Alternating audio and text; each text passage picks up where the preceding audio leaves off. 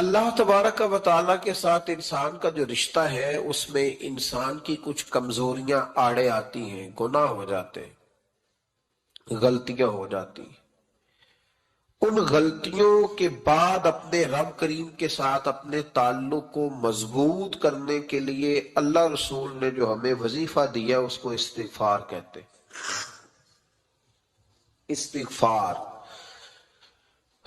ویسے اس کا لغوی معنی تو ڈھانپنا ہوتا ہے، یہ غفر سے بنا ہے، لیکن اس کے اصطلاحی معنی یہ ہے کہ جو گناہ انسان سے ماضی میں ہو جائے ان سے معافی چاہنے کا نام استغفار ہے۔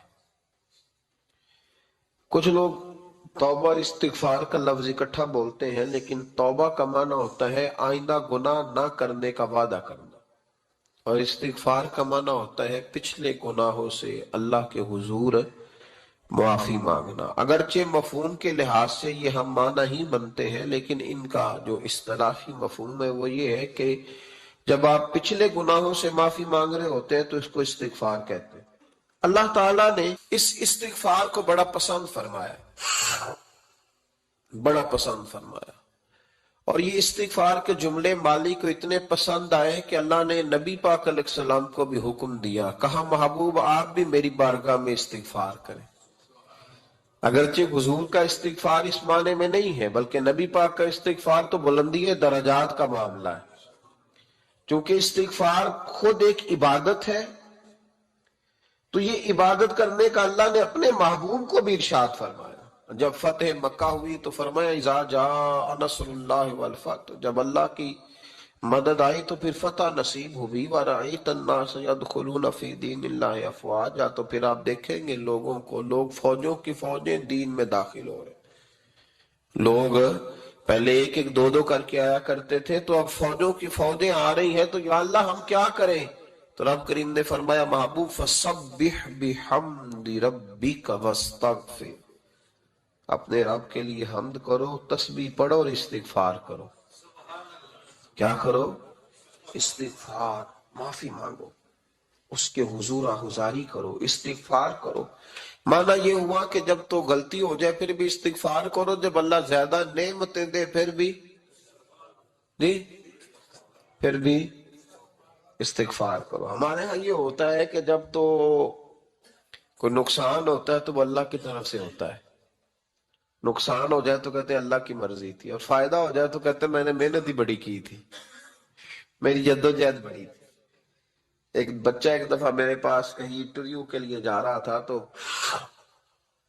دعا کرانے آیا، کہنے لگا میں نے وہاں جانا ہے، دعا کیجئے گا اللہ تعالیٰ کامیابی دے۔ میں نے دعا کی، کچھ اس کو پڑھنے کو بتایا، لیکن کامیاب نہ ہو سکا، لوٹ آیا۔ تو میں نے پوچھا کہ کیا بنا؟ کہنے لگا حضرت صاحب بس اللہ کی مرضی تھی، اللہ کی مرضی تھی۔ پھر ایک دفعہ گیا تو اللہ کی مرضی تھی، تیسری دفعہ گیا کامیاب ہو گیا۔ تو بھئی اب کیا بنا؟ کہنے لگا جی جب میں داخل ہوا تو اس نے جاتے ہی مجھ سے پوچھا سب سے پہلا سوال یہ کہ تمہیں جنرل نالج کی بھی کچھ معلومات ہے یا شعبے کے آدمی ہو؟ تو میں نے کہا جناب پوچھئے۔ تو انہوں نے پاکستان کا حدود اربہ پوچھا تو میں نے فٹافٹ بتا دیا۔ پھر انہوں نے مجھ سے پوچھا کہ یہ جو مینار پاکستان ہے اس کی تجویز کس شخص نے دی تھی؟ تو میں نے فٹافٹ اس کا بھی نام بتا دیا۔ پھر شارٹ ہینڈ کے ایک دو سوالات اس نے کیے تو وہ بھی میں نے بتا دیے، تو الحمدللہ کامیاب ہو گیا۔ میں نے کہا بیٹے جب تو ناکام ہوا تھا تو اللہ کی مرضی تھی، اور کامیاب ہوا ہے تو میں لگا دیے، اب اللہ کی مرضی کدھر گئی؟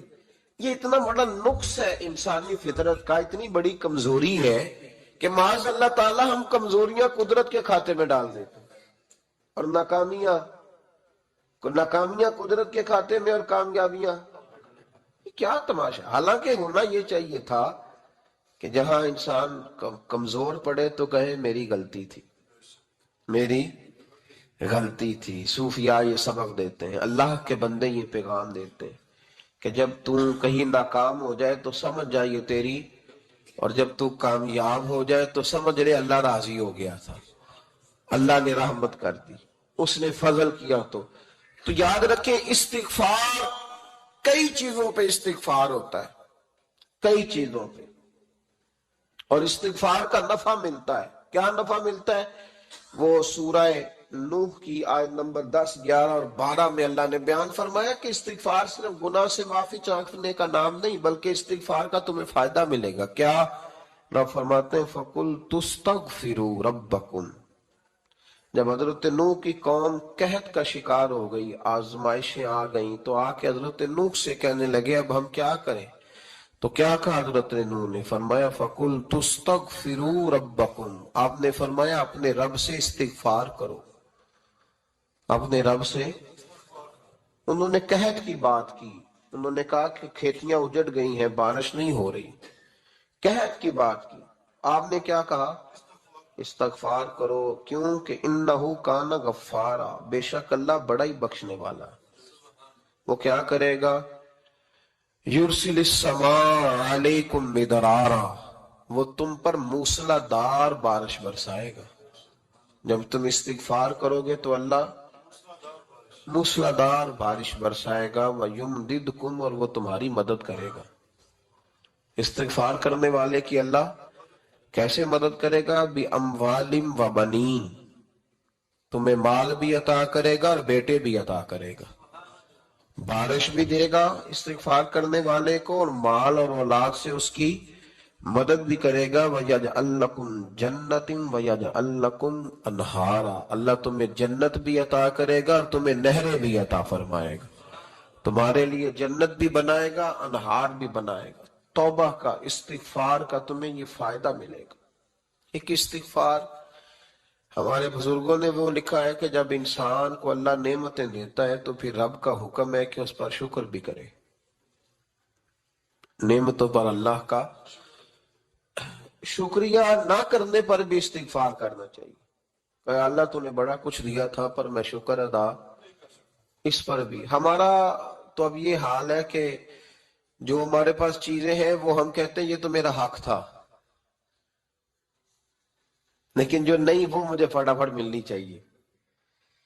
मतलब अगर मेरे पास सेहत है तो इसको मैं अपना हक समझ लेता हूं कि ये तो मेरा, ये चूंकि ठीक है जी, ये तो सही है, तंदुरुस्ती है, ये तो ठीक है, लेकिन कार कोई नहीं, वो जरा मिल जानी चाहिए। औलाद तो मेरे पास है, वो तो मेरा हक था, मेरा राइट था, माज़अल्लाह वो तो हमने हक बना लिया। और मेरे पास बंगला कोई नहीं, वो मुझे फटाफट मिल जाना चाहिए। भाई ये किस तरह तेरा हक था, किस हिसाब से? यानी जो चीजें हैं उनको संभालने की फिक्र नहीं है, और जो नहीं है उनके तलब की फिक्र लगी हुई है। शुक्र नेमत को महफूज कर देता है, शुक्र नेमत को महफूज कर देता है, और नाशुक्री नेमत को लाइन शकर तुम लाज़ीदन्नकुम वलाइन कफरतुम इन्न अज़ाबी लशदीद। अल्लाह फरमाते शुक्र कर, मैं तेरी नेमतों में इजाफा कर दूंगा, और नाशुक्री करेगा तो अजाब दूंगा। फरमाया नहीं, कुलू वशरबू, खाओ भी और पियो भी, बस वला तुसरिफू, हद से ना बढ़ना, इसराफ ना करना, फजूल खर्ची ना करना। जो भी खाओ पियो हद में रह के। खाने पीने से इस्लाम मना नहीं करता, लेकिन वला तुसरिफू, हद से तजावुज। क्या माना है इसका? एक माना तो यह है कि जब तुम खाओ तो तुम हुदूद में रह के खाओगे, हलाल हराम की तमीज रख के खाओगे। तुम मुसलमान हो, तुम्हारे ऊपर कुछ जरूरियात हैं। ऐसा नहीं हो सकता कि जो तुम्हारे सामने आया तुम खा जाओ। जो तुम्हारा है तुम सिर्फ वही खाओगे, जो तुम्हारा नहीं है तुम उसके करीब नहीं जाओ। दूसरा माना यह है वला तुसरिफू का, हमारे मुफस्सिरीन ने बयान फरमाया कि खाने के बाद नहीं खाना, बगैर भूख के नहीं खाना, कसरत से नहीं खाना, हर वक्त खाते रहना, हर वक्त खाते रहना। खाने को अपने ज़हन पे सवार कर लेना, रात को फैसला करना कि नाश्ते में ये खाऊंगा, और नाश्ता करते ही दोपहर के लिए खाना मंगा लेना, प्लान कर लेना कि ये सब्जी मंगा लो, और दोपहर की अभी टेबल पूरी सजी हुई है और दांतों के अंदर वो शख्स सफाई कर रहा है और साथ आर्डर दे रहा है कि शाम को मेरे लिए फलां चीज। तो कोई खाने पीने तो नहीं ना आया मुसलमान दुनिया में, खाने पीने तो नहीं आया। और इतना खाना कि उसको सवार कर लेना। इमाम गजाली रहमतुल्लाह अलैह ने احیاء علوم کے اندر لکھا ہے کہ زیادہ کھانے سے مسائل پیدا ہوتے ہیں، شہوت زیادہ بڑھتی ہے زیادہ کھانے سے، غلط خیالات زیادہ آتے ہیں۔ اس لیے صحیح حدیث میں موجود ہے، نبی پاک صلی اللہ علیہ وسلم نے جوانوں سے فرمایا تھا کہ اے جوانوں کے گروہ، یا نکاح کر لو، اور اگر طاقت نہیں رکھتے تو روزے رکھا کرو، اس لیے کہ فاقہ شہوت کو کم کرتا ہے برے خیالات کو، یہ کمزوری لاتا ہے تھوڑی سی انسان کے جسم میں، تو خیالات کم ہوتے ہیں، اور پھر جب آپ اپنا پیٹ بھر لیتے ہیں، ایک تو آپ سست ہو جاتے ہیں، نیند غلبہ کرتی ہے، غلبہ نیند کا بندے کو غافل کرتا ہے۔ کیسے میں بتاؤں یہ بات، کیسے بتاؤں کہ بہت سارے پکے نمازی بھی فجر نہیں پڑھتے، سوائے اس کے کہ کھا بہت لیا ہے،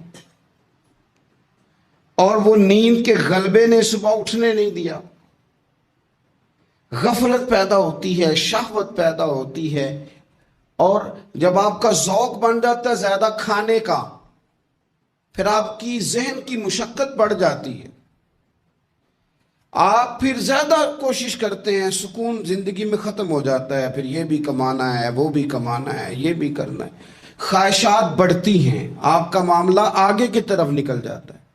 کوشش کریں زندگی کے اندر آپ اعتدال کے ساتھ، یعنی اسلام کھانے سے تھوڑی منع کر رہا ہے، کھانے سے منع نہیں کیا جا رہا آپ کو حد سے بڑھنے سے، اعتدال میں رہ کے آپ یہ کام کریں، اعتدال میں رہ کے آپ کچھ چیزوں سے بچیں، معتدل رکھیں اپنے آپ کو۔ عزیز دوست، اعتدال ویسے بھی زندگی میں وہ بندہ تنگ نہیں ہوتا جو اعتدال کے ساتھ چلتا ہے، جو درمیانی چال چلے وہ پریشان ہے۔ بہت زیادہ کھانا کھانے کا رواج آ گیا ہے، اور پھر یہ کہ کچھ چیزیں بطور فیشن کے بھی، یعنی لوگ کہتے ہیں برگر کا اور پیزے کا رواج بہت زیادہ ہے، میرا ذاتی اس میں رائے یہ ہے کہ بہت سارے لوگ ہیں جو پیزے برگر کو آج بھی پسند نہیں کرتے، لیکن مصیبت یہ ہے کہ یہ کھانا فیشن ہے، یہ نہیں کھائیں گے تو لوگ ہمیں امیر کیسے کہیں گے، نہیں کھائیں گے تو لوگ پڑھا لکھا کیسے کہیں گے، جدید دنیا کا بندہ کیسے مانیں گے اگر نہیں کھائیں گے۔ نہ کریں ایسا، سادی غذا کھائیں، اور بہت زیادہ کھانا کھانے سے اپنے آپ کو بچائیں۔ نبی پاک صلی اللہ تعالی علیہ وسلم خزانوں کے مالک ہیں، خزانوں کے، لیکن حضور نے نا فقر اختیار کیا، تھوڑا کھایا۔ یہ حدیث کبھی دل کی تختی پہ لکھ لیں تو کام آئے گی، یعنی کون سا ایسا گھر ہے جس میں شام کو روٹی نہ پکے تو قیامت نہ کھڑی ہو، عورتیں احتجاج نہ کر دیں، بلکہ روٹی نہ پکنا تو دور کی بات ہے، بچوں کی مرضی کی نہ پکی ہو تو وہ چیزیں توڑتے ہیں۔ لیکن قربان جائیں، ادھر دیکھو نا، کچھ ہمارے اوپر ہمارے دین کی بھی تو ذمہ داریاں ہیں نا، ہم نبی پاک سے محبت کرنے والے ہیں، کچھ سرور کائنات کی غلامی کے بھی تو قرض ہے نا ہمارے ذمہ۔ میرے نبی پاک صلی اللہ علیہ وسلم کی پیاری زوجہ ام المومنین عائشہ صدیقہ رضی اللہ تعالیٰ عنہ فرماتی ہیں، مدینہ شریف آنے سے لے کر حضور کے وصال ظاہری تک کبھی ایسا نہیں ہوا کہ ہم نے 3 دن تک مسلسل پیٹ بھر کے گندم کی روٹی کھائی ہو، 10 سالوں میں کبھی ایسا۔ یہ بھی تو دین ہے نا، یہ بھی تو بھائی دین ہے کہ صرف نعرے لگانا ہی دین ہے، کہ صرف یہ کہنا ہی دین ہے کہ جناب میٹھا کھا لو، کھانے کے درمیان سنت ہے، مسواک کر لو سنت ہے۔ یہ بھی تو سنت ہے کہ مسلسل 3 دن تک حضور نے پیٹ بھر کے کھانا نہیں کھایا۔ کوئی مجبور ہے اس کے لیے؟ حضور مجبور ہے نبی پاک صلی اللہ علیہ وسلم اس کے لیے؟ یہ حضور کی چاہت ہے، تھوڑا کھانا کھایا جائے، کم پہ گزارا کیا جائے، اور سادہ غذا کو استعمال کیا جائے۔ کوئی کام نہیں کر پاتے ہمارے بچے، روٹی کھاتے ہیں مرضی کی، ثقیل غذا کھاتے ہیں جو ہضم مشکل سے ہوتا ہے، اور پھر کھاتے ہی فوراً موبائل لے کے وہ لیٹ جاتے ہیں۔ تو وجود کے اندر وہ صلاحیت ہی نہیں ہے کہ آگے بڑھ کے کوئی کام کر سکے۔ میرے نبی پاک علیہ السلام نے فرمایا کہ ہر چیز کی زکوٰۃ ہوتی ہے۔ ابن ماجہ میں یہ حدیث آپ کو ملے گی، ہر چیز کی زکوٰۃ ہوتی ہے۔ زکوٰۃ کا معنی پاک کرنے والی چیز۔ جب آپ زکوٰۃ دیتے ہیں تو زکوٰۃ آپ کے مال کو پاک کر دیتی ہے۔ فرمایا ہر چیز کی کوئی زکوٰۃ ہوتی ہے، اور فرمایا یہ جو تمہارا جسم ہے نا، اس کی زکوٰۃ روزہ ہے۔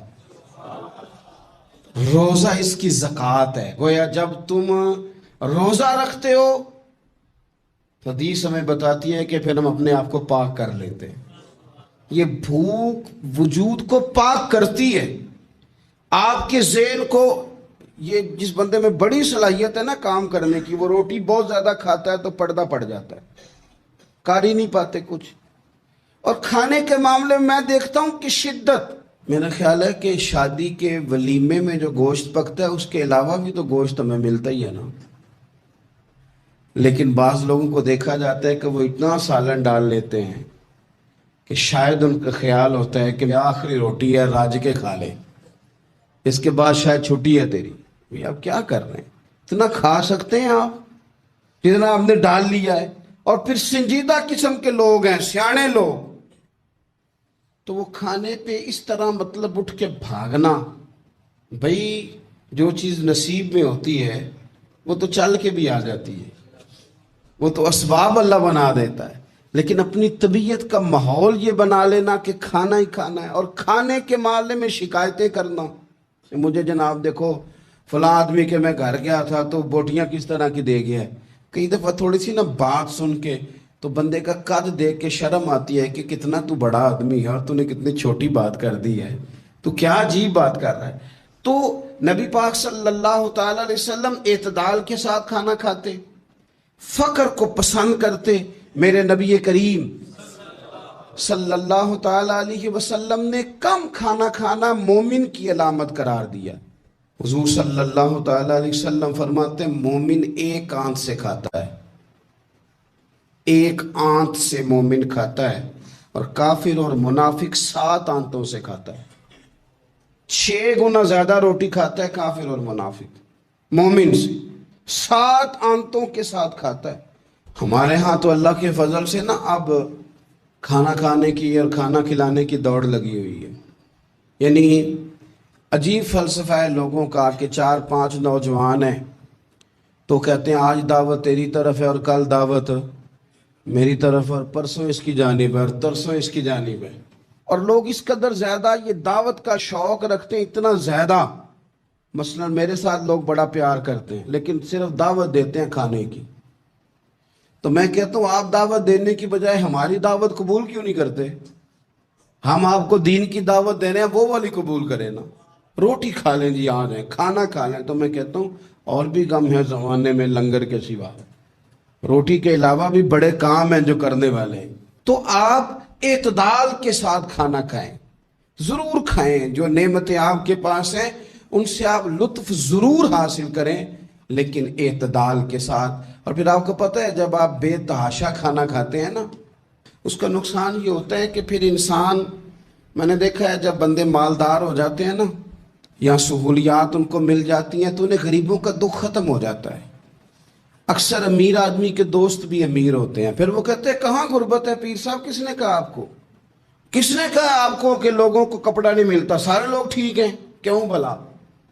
اس لیے کہ وہ امیر تھا تو اب دوستی بھی امیروں کے ساتھ ہو گئی، پھر نہ کچے مکان نظر آنے بند ہو جاتے، پھر چوک میں دیہاڑی کے لیے کھڑے مزدور نظر آنے بند ہو جاتے ہیں، پھر ہسپتال میں کبھی جاؤ نا، میں نے یہ نظام دیکھا ہے کہ ایسے نوجوان بھی ہیں جو میڈیکل سٹور والے سے کہہ رہے ہوتے ہیں کہ شناختی کارڈ رکھ لے، اماں کے لیے مجھے گولیاں جلدی دے دے، میرا بھائی آتا ہے تو تجھے پیسے دیتا ہے۔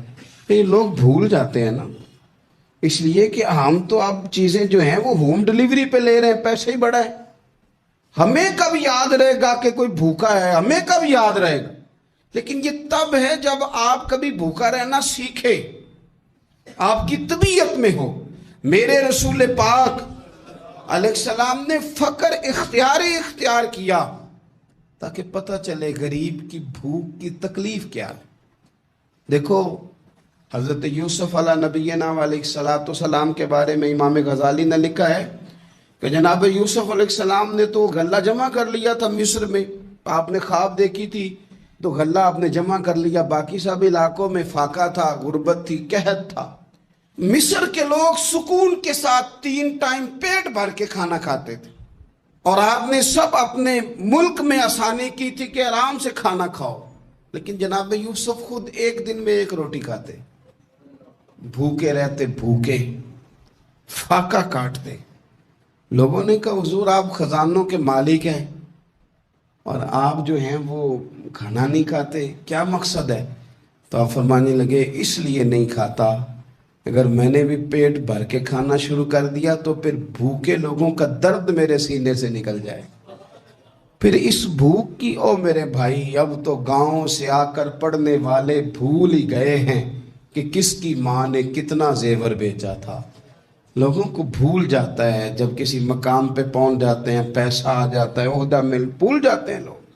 فرمانے لگے اس لیے بھوکا رہتا ہوں تاکہ بھوکوں کی تکلیف کا مجھے احساس ہو، اس لیے بھوکا رہتا ہوں۔ اگر آپ کی طبیعت احساس والی ہے نا، احساس والی، میں کیا کروں؟ مجھے کہنے دیں یہ بات آپ کہ امیر کے فریزر میں اتنا پھل خراب ہو جاتا ہے جتنے سے غریب کی ماں کی شوگر کی 2 مہینے کی دوائی آ جاتی ہے کہ مجھے یہ نہیں نا بتانا چاہتا کہ فریزر خالی رہ جائے میرا۔ مجھے کیا لینے دیں آپ یہ بات، کیا لینے دیں کہ بہت سارے لوگوں کے کپڑوں کے اتنے پیسے دھوبی لے لیتا ہے جتنے کپڑوں سے شاید کئی غریب ماؤں کے دوپٹے اور چادریں بن جائیں، لیکن یہ کہ وہ کپڑے دھوبی نہیں استری کرے گا تو ہماری شان کا کیا بنے گا؟ کرو یار، لیکن تھوڑا سا نا، میں نے پچھلے جمعے بھی کہا تھا، اور راشن بنڈن والے لوگوں عیدوں بعد بھی بھوک لگ دیجئے۔ یہ جو پیٹ کی بھوک ہوتی ہے نا، یہ بندے سے بڑا کچھ کراتی ہے۔ آپ اس کیفیت کو سمجھیں، تھوڑا سا اپنا کھانا کم کریں تاکہ دوسروں کا احساس پیدا ہو، تھوڑا سا نا ہوٹل کا پھیرا کم کریں۔ اور لوگ کہتے ہیں جی نہیں وہ پیر صاحب ساری دنیا ہی ٹھیک ہے، آپ کا تعلق کس کے ساتھ ہے؟ چلنا میرے ساتھ، میں نے پورا پاکستان گھوما ہے، میں آپ کو وہ والے شہر دکھا سکتا ہوں کہ جہاں لوگ کہتے ہیں کہ روٹی کھائیں کہ دوائی کھائیں، تو بھوکے رہ کے جو مر جانا ہے تو دوائی رہنے دو، روٹی کھاتے ہیں۔ آپ اس کیفیت کو سمجھیں، تھوڑا سا اپنا کھانا کم کریں تاکہ دوسروں کا احساس پیدا ہو۔ مخدومہ کائنات سیدہ طیبہ طاہرہ جان احمد کی راحت پہ لاکھوں سلام۔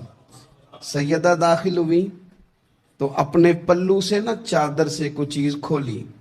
پرانے زمانے میں نا عورتیں دوپٹے کے ساتھ ہی پیسے باندھ لیتی تھی، وہ تو بعد میں پرس آیا تو وہ رواج ختم ہو گیا، تو دوپٹے سے نا پلو سے کوئی چیز کھولی، پیسے باندھتے تھے لوگ، زیور باندھتے تھے، قیمتی چیزیں۔ لیکن عزت والے رسول کی بیٹی نے وہ جب اپنا پلو کھولا تو روٹی کا ٹکڑا نکلا، پوری روٹی نہیں تھی، آدھی تھی یا اس سے کچھ زیادہ تھی، ایک حصہ روٹی کا نکلا۔ تو نبی کریم صلی اللہ تعالی علیہ وسلم کی بارگاہ میں روٹی پیش کر کے عرض کرنے لگی یا رسول اللہ کئی دنوں کے بعد علی تھوڑی سی گندم لائے تھے، پیسی ہے تو 1 کی روٹی پکی ہے، 2-3 لقمے میں نے کھا لیے تھے تو مجھے آپ کا خیال آیا، تو حضور میں یہ روٹی لے کے آئی ہوں۔